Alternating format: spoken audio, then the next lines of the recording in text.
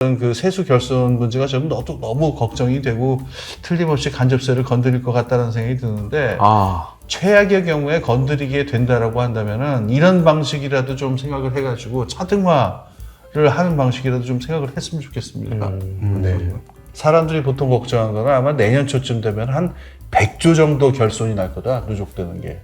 근데 소비세를 올리기가 저항이 오히려 없거든요. 그렇죠. 굉장히 충격은 크지만은 그거 가지고 막 난리치는 사람은 다 자기 계좌에서 빼가는 게 아니라 물건값에 붙이는 거니까. 느낌에서 좋은데 그래도 제발 소비세만은 건드리지 말아 주십시오. 부탁합니다.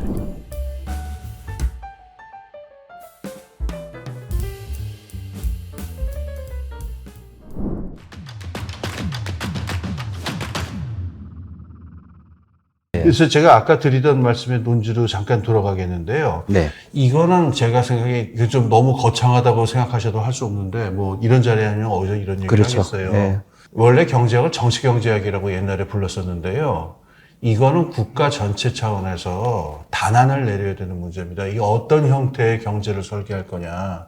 사람들이 다 부동산으로 부를 가지고서 이거 가지고서 집값 투기나 하면서 자본시장은 이상한 일들이나 벌어지고 있고 자금 왜곡이나 벌어지는 이런 후진 형태의 경제를 가져갈 거냐, 아니면 사람들에게 근로의욕을 심어주고 경제적인 합리성을 심어주면서 토지라고 하는 것을 가급적이면 넓고 생태적으로 활용하는 사회로 갈 거냐라고 하는 아주 정치 철학적인 기본적인 구조에 있어가지고 정치가가 됐든 국민적인 합의든 어떤 방향을 결정해야 돼요. 제 생각에는 이거는 경제학과 교수들이 답을 낼 수 있는 문제가 아닙니다. 그래서 그 답을 내가지고 우리가 만약에 두 번째 문제로 가기로 했다고 한다면은 이제부터 우리 경제 구조를 바꾸자. 그래서 자본시장의 역동성을 살리고 자금과 경제적 자원이 자본시장을 통해서 갈 수 있는 방향으로 가게 하고 부동산으로 가는 방향은 최대한 줄이고 이걸 건강하게 하는 방향으로 합리화하자라고 하는 당위를 먼저 세운 다음에 그거에 의해서 연역적으로 부동산 보유세를 어떻게 할 것인지, 금투세를 어떻게 할 것인지 정책을 세우는 방향은 이런 식으로 가야 되는 것이거든요. 그런데 제가 지금 말씀드린 거는 1970년대 80 이전까지는 이른바 스테이츠만, 그러니까는 그냥 나쁜 의미의 정치인이 아니라 국가 지도자들에게 있어서는 아주 건강한 상식이었는데, 이 신자유주의 시대에는 그게 아니고 어떻게 하는 쪽이 경제 성장에 유리하냐라고 하는 그 짜잘한 숫자 계산에 의해서 지금 움직이게 됐거든요. 그러니까 우리가 오늘 뭐 이런 자리에서 이런 얘기를 하니까 저도 이렇게 얘기를 합니다만, 이게 저는 경제학자라기보다도 정치경제학자라고 생각을 하는데, 정치경제학자가 가지는 답답함이 여기에 있어요. 어떤 경우에는 아주 세세한 숫자와 효율성을 따져야 되는 부분이 있지만은 어떠한 부분에서는 아주 기본적인 정치 철학과 도덕 철학의 차원에서 결정을 한 다음에 그거에 따라서 구조를 짜는 게 올바른 경제에 나아갈 방향이 되는 부분이거든요. 근데 지금 말씀하신 이게 지금 부동산이냐 자본시장이냐 이 균형을 어떻게 할 것이냐. 저는 이건 정치경제학이 필요하다고 생각합니다. 여기서 갑자기 한국은행 총재께서는 약간 뜬금포로 대학 지역 분할제를 얘기하셨어요. 그러니까 지역 분할로 그 사람을 그 입학시키자. 예. 그게 해법이라고 얘기하셔가지고 조금 당황스러웠어요, 저는. 뭐 충정은 이해가 가요. 뜬금포긴 한데, 그러니까 지금 그분도 그 고민은 하신 거죠. 이 부동산 때문에 망했다, 이 가계부채 때문에 망했다. 예, 말씀하시죠. 아니 저는 그게 얼마 전 얘기잖아요. 네. 갑자기 우리 집사람이 자기가 왜 지금 한국은행장을 너무 좋아하는지 알겠어 이러더라고요. 그래서 왜? 그러니까 당신이 하는 얘기하고 똑같이 얘기해. 그러니까 저는 그래서 그거를 이렇게 들어보니까 하여튼 제가 옛날부터 우리나라의 가장 큰 문제는 교육과 부동산 뭐 이런 얘기도 했었고 그런 것들이 철학이 저하고 너무 동감하는 부분이 많아서 예, 저는 약간 뜬금포긴 그러니까 그런 얘기를 하시는 게 맞나는 그건 떠나서 어쨌든 그분의 생각과 그 말씀은 저는 거의 뭐 100% 동의하는 그런 저는 그게 상황입니다. 부동산 가격을 고양시킨 이유는 분명히 되는 것 같은데 그게 미래 발전 전략인지에 대해서는 일부는 맞고 왜냐면은 저는 아예 산학으로 연계돼서 지역 분할로 가는 게 맞지 않느냐.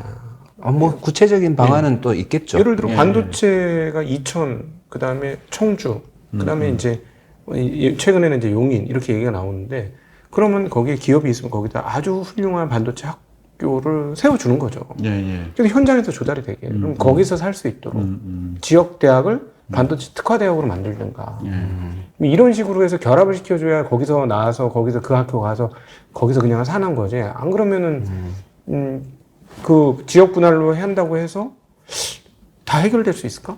하는 그런 생각이 들더라고요. 예. 근데 뭐 교육 정책에 대해서는 뭐 지금 말씀하신 대로 디테일하게 다른 의견이 있을 수 있는데요. 저는 그 아까 그 좀 뜬금포라고 그러셨지만은 저는 그 충정은 이해가 가요. 왜냐면은 제가 그분 잘 알지는 않는데 저희 뭐 학교 은사님이시긴 했는데 그분이 2010년대 초부터 계속 한국 경제에 대해서 얘기하면 가계부채 얘기를 하셨거든요. 2010년부터? 예, 아주 오래됐어요. 그분이 이제 아마 IMF에 계셨던가 그때 맞아요, IMF에 계셨어요. 그때 계셨죠. 그때 이제 아태 지역 책임자였는데 한국 경제는 이 가계부채 때문에 이제 큰일 날 것이다. 이미 큰일 나고 있어요, 사실은. 그렇죠. 우리나라의 지금의 내수, 이 경제 문제는 가계부채 때문에 그렇습니다. 저는 지금 잠식당하고 있는 상황이거든요. 그렇습니다. 예. 그러니까 거시경제학자의 그 안목에서 보자면은 이 가계부채의 어떤 그 암적 존재라고 한 게 안 보일 수가 없잖아요. 그래서 2010년대 초부터 이분은 계속 한국은 가계부채 줄이지 않으면 안 된다는 얘기를 계속 해오셨기 때문에. 근데 가계부채의 제일 큰 원인은 뭐냐면 사람들이 다 레버리지를 있는 대로 땡겨갖고 부동산에다가 몰빵을 하고 있으니까 이 부동산에 대한 욕망을 어떻게 건드리지 않으면 안 된다라고 하는 거는 아마 한이 맺히신 것 같아요. 그래서 그 점에서 보면은 뭐 전혀 뜬금포는 아니겠죠.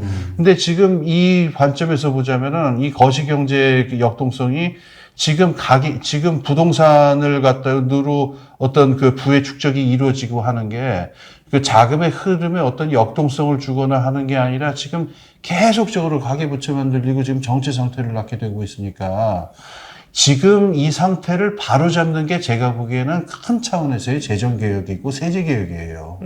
그러니까 지금 짜잘하게 금투세 하나 가지고서 지금 얘기를 할 때가 아니고 이 부동산 지금 종부세 같은 거 얘기할 때도 저는 답답한 게 저는 여당이나 야당이나 다 좀 불만이 있는 게 아니 자꾸 너무 얘기의 그 스케일이 작은 거예요. 이거를 뭐 깎아주면은 뭐가 어떻게 되고 뭐 누가 이익을 보고 맞습니다. 손해를 보고 네. 이런 계산들을 하고 앉아 있는데 아니 지금 무슨 이익 집단들 대변하려고 지금 여의도들에 가 있습니까 지금? 그게 아니고 지금 국민경제 전체의 구조를 어떻게 설계할 것이냐라고 하는 아주 중차대한 걸 가지고 있는 게 세제개혁이고 재정개혁인데 거기서 그 고민을 안 하고 지금 얼마 올라간다 내려간다 수익률 계산이나 하고 앉아 있으니까 이렇게 국민경제의 구조 전체를 바로잡는다는 차원으로 금투세 문제도 그렇고 보유세도 문제도 그렇고 이렇게 큰 틀에서 생각하는 게 좀 있었으면 좋겠어요 저는. 네.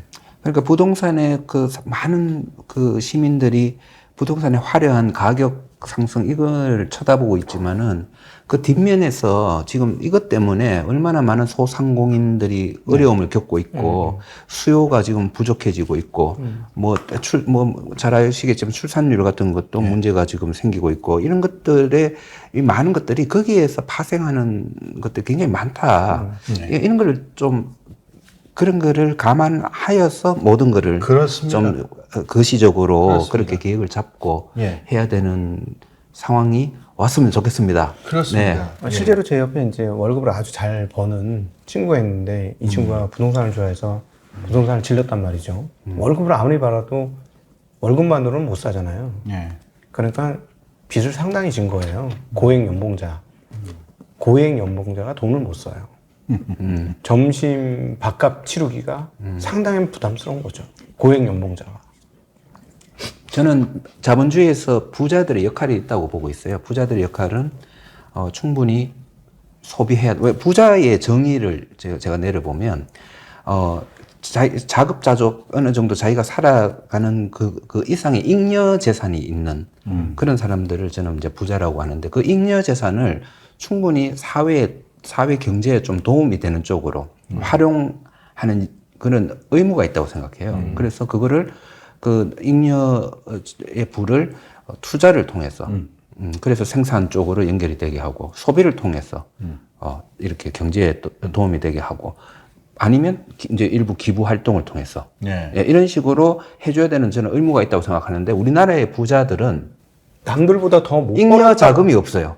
그러니까 남들보다 더 벌고 싶어하고 네. 계속 레이스예요, 레이스. 그런 것도 있지만은 한 상위 20%가 우리나라 부채의 상당 부분을 가지고 가고 있잖아요. 잘 사는 분들이 부채가 더 많잖아요. 맞습니다. 부채가 많으니까 잘 사는 분들도 그 말은 뭐냐 하면 소비할 여력, 투자할 여력이 별로 없다는 거죠. 그렇죠. 예. 예. 다 부동산에 있다는 거죠. 그렇습니다. 그러면 그 역할이 안 되면 소상공인들도 어렵고. 예. 그렇죠. 예.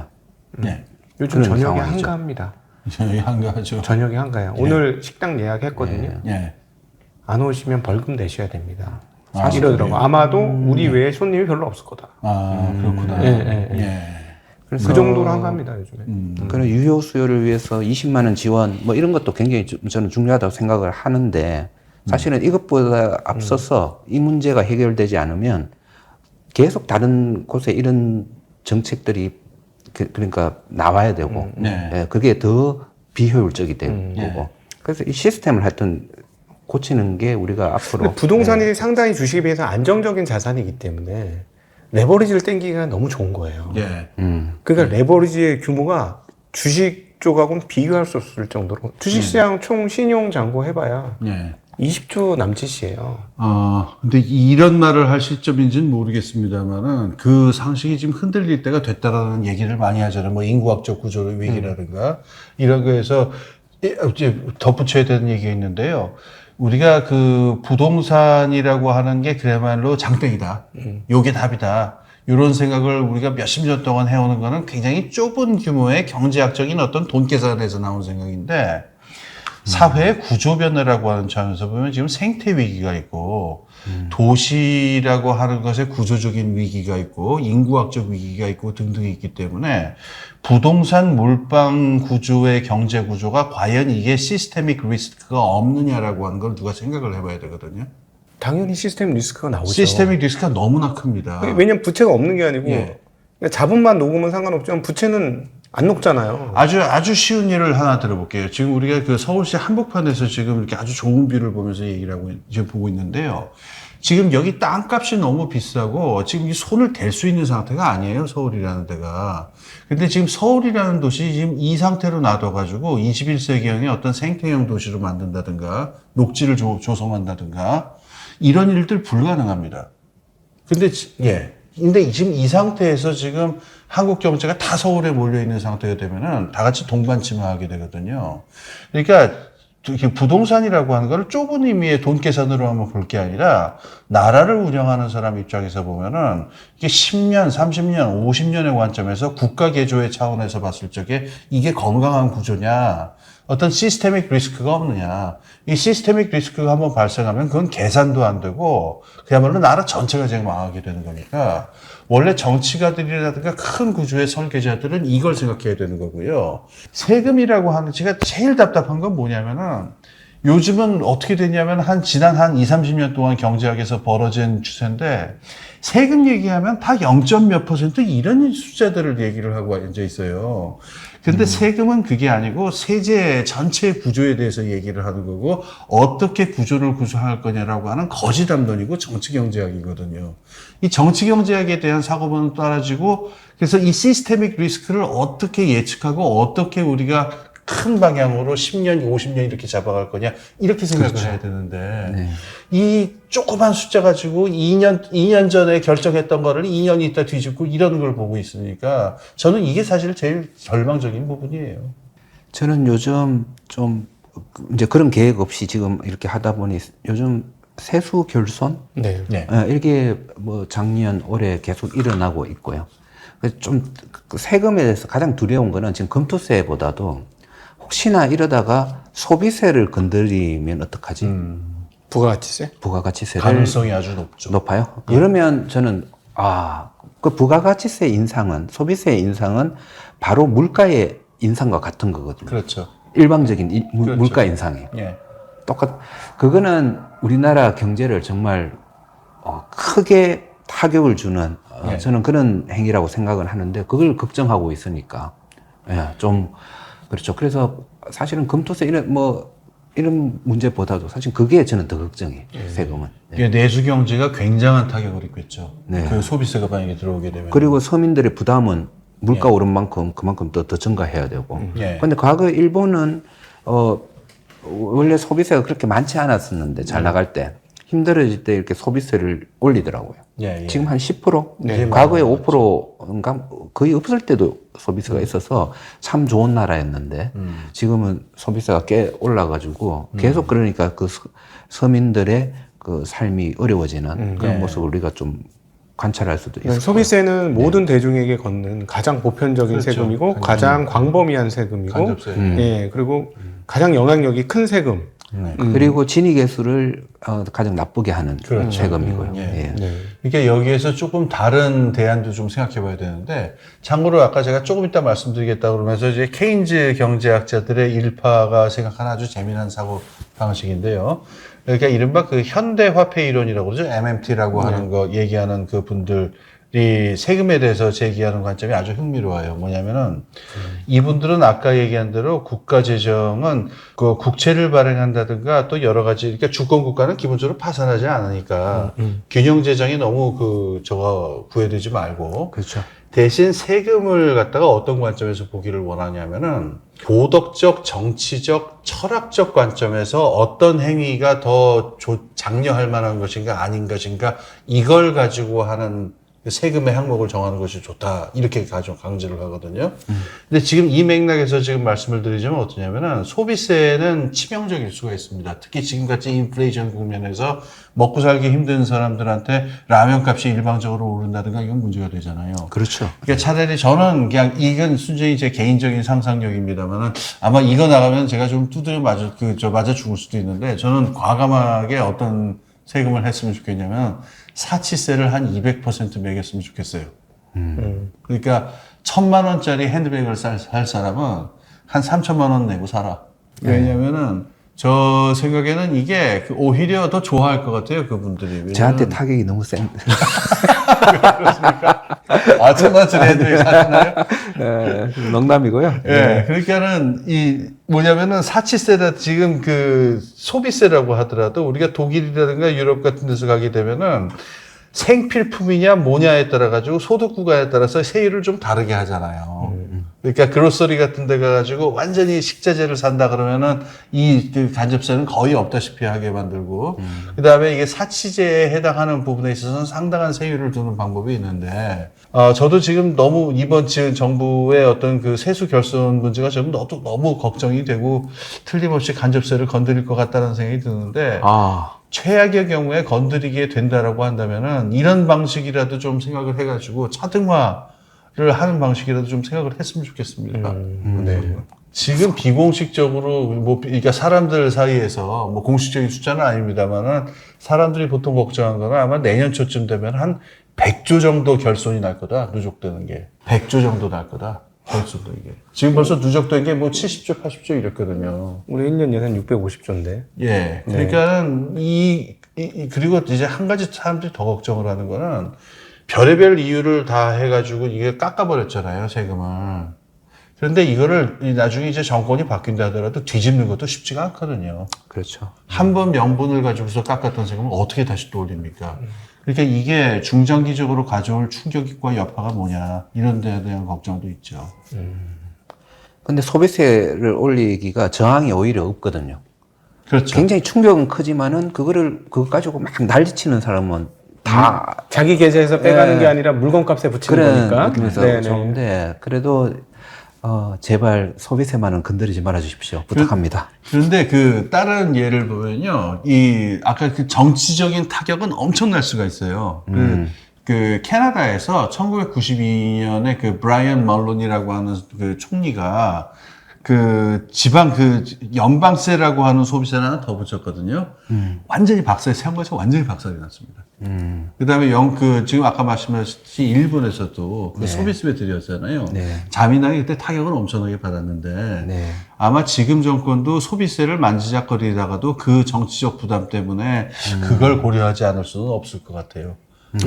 민주당이죠. 일본의 민주당. 일본의 민주당. 죄송합니다. 예, 민주당이 한 번 정권 잡았다 그거 올리고 영원히 나락갔지 않습니까? 맞아요. 그랬다가 완전히 저렇게 돼버렸죠. 예.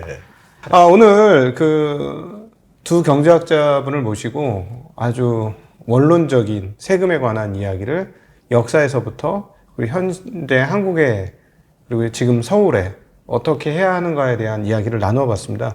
사실 저희 증시각도의 TV의 범위는 훌쩍 벗어나지만 이런 얘기를 할 수 있는 장이 없다고 감히 제가 말씀드릴 수 있을 것 같아요. 그래서 작은 채널이지만 이게 큰 채널 가서 이런 얘기를 탁 하면 참 좋을 텐데 그럼에도 불구하고 좋은 자리였다라고 생각하고 이런 얘기를 반드시 한 번은 했어야 된다는 생각이 들고 뭐 이해관계가 여러 개 있지만 이해관계는 이해관계대로 그러나 나라의 전체 운영과 그다음 미래 이런 것들을 감안해 보면 충분히 고려해야 되는 상황이 아니었나 이런 생각이 듭니다. 그래서 아마 보시는 분들도 지금까지 보신 분들은 여러 가지 다양한 생각들을 같이 하시게 될 것 같아요. 그래서 오늘 이렇게 귀하고 멋진 시간을 만들어 주신 우리 서준익 교수님, 홍기빈 선생님께 모두 감사드리고 저희 같은 작은 채널에서 이렇게 엄청난 단문을 담게 돼서 무한한 영광으로 생각합니다. 다음에도 또 좋은 시간 만들어 주시길 부탁드리고 오늘 저희들은 이렇게 세 명이 처음으로 모였었는데요.